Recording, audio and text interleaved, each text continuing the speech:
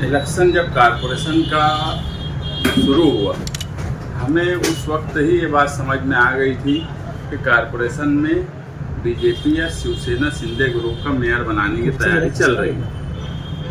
और आप लोग देखेंगे तो हमारा जो प्रचार चला उसमें हमने ये बात हर वक्त बोली कि कुछ लोग भगवा झंडा लहराना चाहते हैं और जिस तरह की मुसीबत शहर पर है, ऐसे वक्त में वहाँ पर हमारा रहना क्यों ज़रूरी है कि हम कारपोरेशन को ढाल बनाकर रखें और फिरका परस्तों से उसको बचाया जाए। और जब मेयर का सही मानों में तो मेयर इलेक्शन होता है, मगर उसे गेम नाम दिया गया है, गेम कि कभी भी कुछ भी हो सकता है, यानी गेम बोले तो एक जुआ जैसी बात है। लेकिन जिस एतमाद और भरोसे के साथ मालेगांव शहरियान ने मालेगांव सेकुलर फ्रंट को तादाद दी थी 40 की, वो तादाद इतनी काफ़ी थी कि हमें बिला झिझक मालेगांव सेंट्रल की पार्टियों ने हिमायत देना चाहिए। मैं एजाज बेग का शुक्रिया अदा करता हूँ कि जिन्होंने हमें हिमायत दी, मगर 21 अदद की पार्टी जिसके दरवाजे पर 40 कारपोरेटर्स की पार्टी के जिम्मेदारान गए और बार बार बोला गया कि आप बैठकर बात करिए। मगर ये भी बड़ा कमाल हुआ इस इलेक्शन में कि वो शिवसेना जिसको अपना मेयर बनाना है, अगर हमको हमारा मेयर बनाना था, 40 की तादाद होने के बाद भी हमने मुशर्रफ चौक तक गए, वहाँ पर उनसे बात की। मगर ये भी इस शहर ने देखा कि 18 कारपोरेटर की पार्टी के दरवाजे की चौखट पर 21 पार्टी के नंबर रखने वाले जिम्मेदार मौजूदा एमएलए मालेगांव की इज्जत और आबरू उस चौखट पर रखने चले गए। और उसमें क्या क्या हुआ वक्त के साथ बात बताई जाएगी कि उससे एक रात पहले क्या हुआ और किस तरह से ये सारे मामलात है।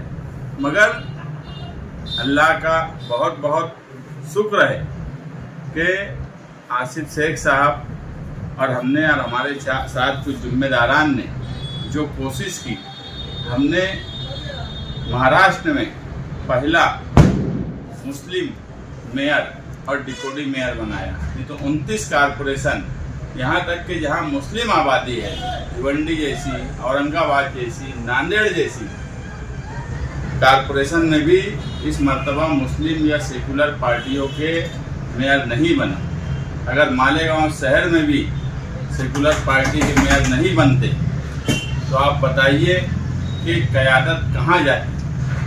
आप ये भी देखिए कि एमआईएम कारपोरेशन में बड़ी तामझाम से आई कि 125 सीट आई, मगर ये 125 सीट ऐसी जगह से आई, कहीं पर औरंगाबाद में, मालेगांव में, उसके बाद कहीं 5 कहीं 10, मगर ये 29 कारपोरेशन में एक भी कारपोरेशन के इक़्तिदार में हिस्सेदार नहीं है। तो ऐसी पार्टियों को पनपने देना जो मजहब के नाम से सियासत करते हैं और क़यादत की दावेदारी करते हैं, ये क़यादत ख़त्म कर रहे थे।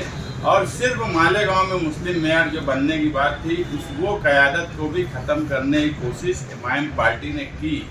मगर हमारी हिकमत अमली, हमारी कोशिश और हमें बहुत भरोसा था, अल्लाह पर भरोसा था और हमारी कोशिश जिस तरह चल रही थी, हमें यकीन था कि हम तेरे 40 नंबर हर हाल में साबित करेंगे। लेकिन उसके लिए हमें कितने पापड़ बेलने पड़े, कितने धोखे हमारे साथ अलग अलग ढंग से करने की कोशिश की गई, हमारे मेंबरान को किस तरीके से बहकाया गया, यहाँ तक के थाना ले जाकर बात करने की बात, करोड़ों रुपये का लालच। समाजवादी के हम 5 कारपोरेटर को दुबई से फ़ोन आए, बम्बई से फ़ोन आए, अलग अलग लोगों के फ़ोन आए और मालेगांव के भी कई लोग लगे थे कि हम किसी तरीके से आसिफ शेख साहब का साथ छोड़ के सिंधेगढ़ की तरफ चले जाएं। लेकिन हम एक उसूल के साथ, निहाल साहब का अपना एक उसूल रहा है ज़िंदगी, और हम उस उसूल के साथ रहते हैं। हमने ये बोल दिया था कि चलो अगर नाकाम भी हुए, कोशिश करना काम है, अगर नाकाम भी हुए तो 40 के 40 सीट अपोजिशन में बैठे। मगर किसी भी तरीके का समझौता फिरका परस्तों से या नदी के उस पार वालों से नहीं करेंगे। और जिस इरादे और जिस जिम्मेदारी और एतमाद और यकीन के साथ आवाम ने आज हमें कारपोरेशन में भेजा है, मेयर और डिप्टी मेयर बनाया है, आज तनकीदें हो गई, जलसे जुलूस होंगे, मामला चलते रहेंगे, मगर अब हम काम करने की तरफ तवज्जो देंगे। निहाल साहब के घराने में बुलंद इकबाल थे, शान हिंद है, मैं सियासी तौर पे काम काज करता हूँ। ये पहला मौका है कि हम इक़्तिदार में हिस्सेदार हुए। जो 2005 में निहाल साहब के मेयर रहने के बाद हम सिर्फ अपोजिशन में रहे, और ये भी बड़ी बात है कि अपोजिशन में रहने के बाद हमने पार्टी को और निहाली सोच को अपोजिशन में रहने के बाद जिंदा रखा। नहीं तो आज का दौर और आज का वक्त कोई पार्टी अपोजिशन में रहकर अपने आप को जिंदा नहीं रख सकती इतने लंबे समय तक। अब हमको मौका मिला है, हम कोशिश इसके बाद भी हमारी यही होंगी कि कारपोरेशन में सबको लेकर, और अब हम हमारे अंदर क्या काबिलियत है वो भी शहर देखेगा, काम करने की काबिलियत है या नहीं है वो भी देखेगा।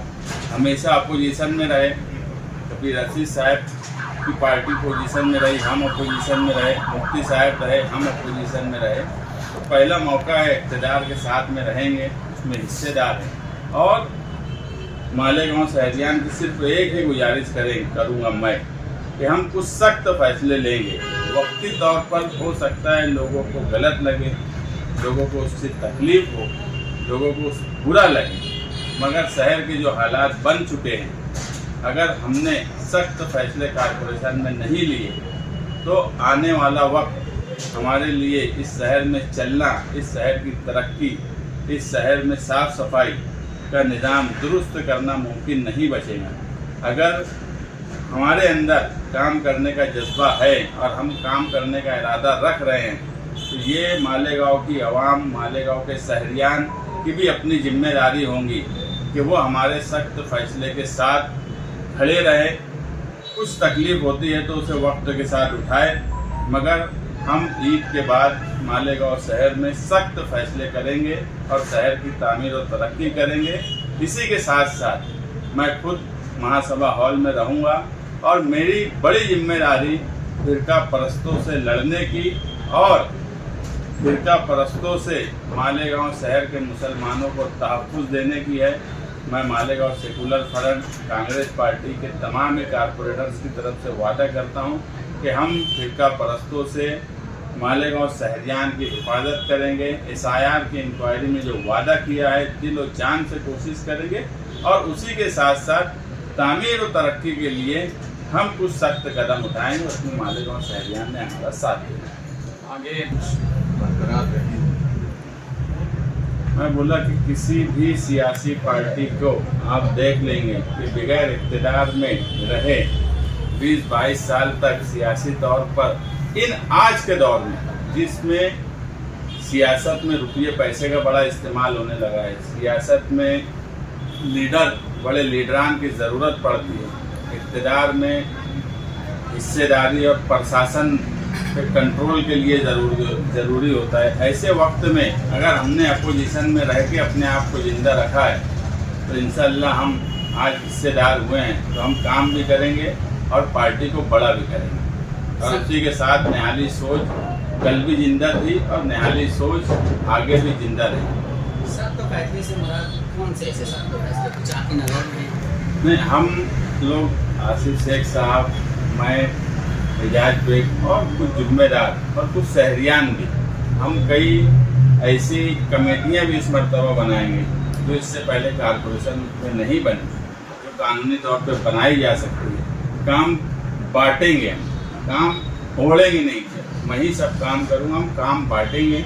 और शहरियान जो दिलचस्पी रखते हैं, जो माशरे में समाजी तौर पे शहर को सुधारना चाहते हैं, ऐसे लोगों को भी हम कुछ कारपोरेशन की तरफ से जिम्मेदारी देंगे और सख्त फैसले हम करेंगे।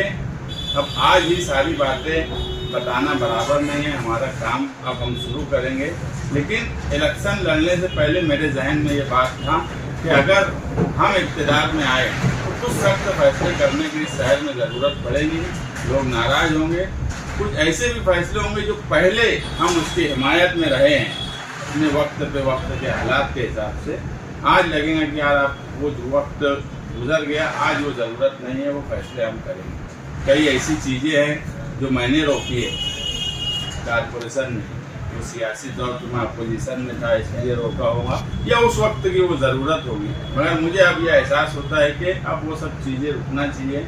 कई मामला कोर्ट में मेरी वजह से रुके, उसको खत्म करके एक सही मायनों में कामकाज होना चाहिए।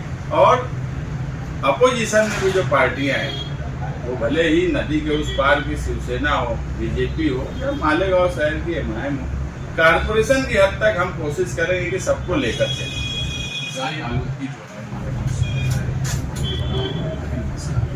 क्या उस पर भी गौर किया जाएगा, उस पर भी ताल्लुक से सख्त फैसले लिए जाएंगे। जब मैं फिजाई आलूगी मालेगांव में तुम और मैं ही रोज आते जाते देखते उसका बोर्ड, और जिस हिसाब से फिजाई आलूगी का मामला है, सही मायनों में अगर उस पर काम नहीं किया गया, ये मालेगांव शहरियान के साथ नाइंसाफ़ी होगी। मैं जो बार बार बोल रहा हूँ कि कुछ सख्त फैसले करेंगे, उसमें आवाम ने और शहरियान ने उस वक्त उनको गलत और बुरा लग सकता, मगर मुस्तकबिल का अगर सोच कर हमारा साथ देंगे तो हमें काम काज करना बड़ा आसान होगा, और अगर तकलीफ देंगे तो हम सख्त फैसले करेंगे।